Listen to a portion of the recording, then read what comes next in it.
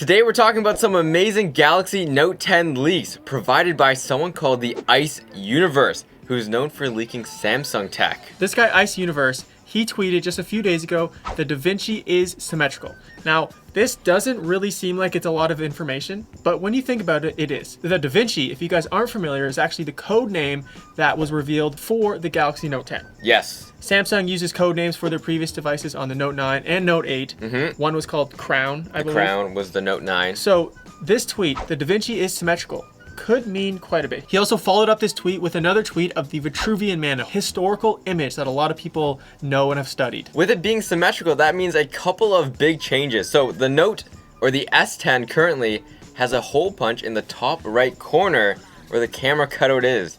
If the phone is symmetrical, that means it can't be there. So this leaves us with a couple of options. Nathan. There's pretty much three. Yes. One is they could go with an in-screen camera. Like under the screen. We know that Samsung is working on this, but it isn't going to be available for at least 2 years. So this isn't going to be the case. True. Another option is to go with the hole punched in the middle of the screen. Okay. Some people think that that is going to be a potential option. The third one is to actually have a pop-up, like we saw on the recently released A80, Samsung A80, which has basically a pop-up selfie cam, which makes the rear camera the selfie camera. Now, a lot of people are saying that it will not be the hole punch in the middle because, one, the Note series lineup is usually everything Samsung has to offer, and it would seem kind of lame for them just to move the hole punch to the center of the screen. Yeah, it's not like a big update. That leaves the third option, which is that pop-up design. So Samsung released the A80 just a few months back, and I thought that was a pretty cool design. It was pretty cool. Basically, it allows your rear camera to be your selfie camera at the same time. Yes. Well, not at the same time, but the same camera to be both the rear camera and the selfie camera. So there's a mechanism which raises the actual rear camera, and then at the top of it, it rotates at 180, so it's now facing you. But there's a couple of issues with that. Companies don't really want to go with the mechanical design for a few reasons. And one is mechanical devices can malfunction a lot easier than a solid physical structure or solid physical device.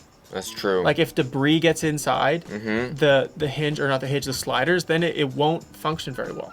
Yep, it could just fail over time. The motors could eventually burn out, or it tries to open it while you're pressing down on it.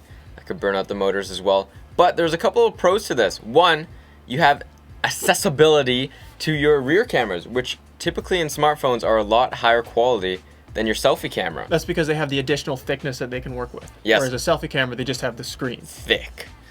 And with that, you have access to the 3 cameras on the back of it, which is a telephoto, a wide, and then an ultra wide camera, which would be pretty cool. Yes. With this pop-up design, you can pretty much have a full screen. You don't have to worry about bezels. You don't have to worry about a notch. No notch. It's an entire screen. There's nothing going to be protruding your view of the screen. Another issue that I see with this pop-up design is if you were taking a selfie and somebody comes and hits your phone and it drops, it could bang on the ground and break a lot easier than if it just shatters the glass on your phone. Yeah.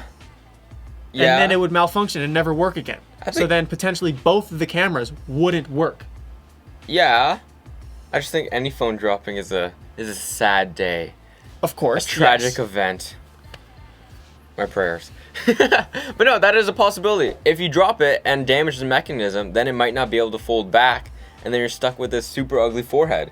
And no camera. But it's still potentially. Potentially. If it doesn't rotate, or if it like rotates half or something like that. That's true. Also, if you drop your phone in lava, it won't work anymore. Okay. Thanks. Thanks. Now, another couple cool features that we do expect to come with the Note 9 is, one, a 4,500 milliamp hour battery. This is sort of equivalent to what we will see on the Galaxy S10 5G phone.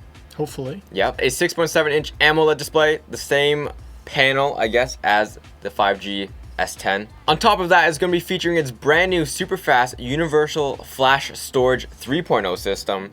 Which a lot of people were questioning why Samsung didn't put this in their Galaxy S10 lineup. Yes. The Galaxy S10 lineup has the UFS 2.1, but at the same time, the Note series is typically known as everything that Samsung has to offer at that time packed into a phone. Yes. Whereas the Samsung S series is kind of more their flagship model.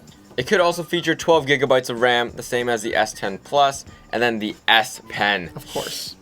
I like the S Pen. Some like the people S have Pen? mixed feelings about it. I don't think that I would use it that often, personally. Yeah, I mean, it's like one of those things. You'd rather have a tool and not need it than need it and not have it. Ooh, Okay, that was pretty there's a deep. quote from Senna. Yep. All right, well, these were all the leaks and rumors that we had for you guys today. Let us know what you guys think in the comments below. And subscribe if you're new.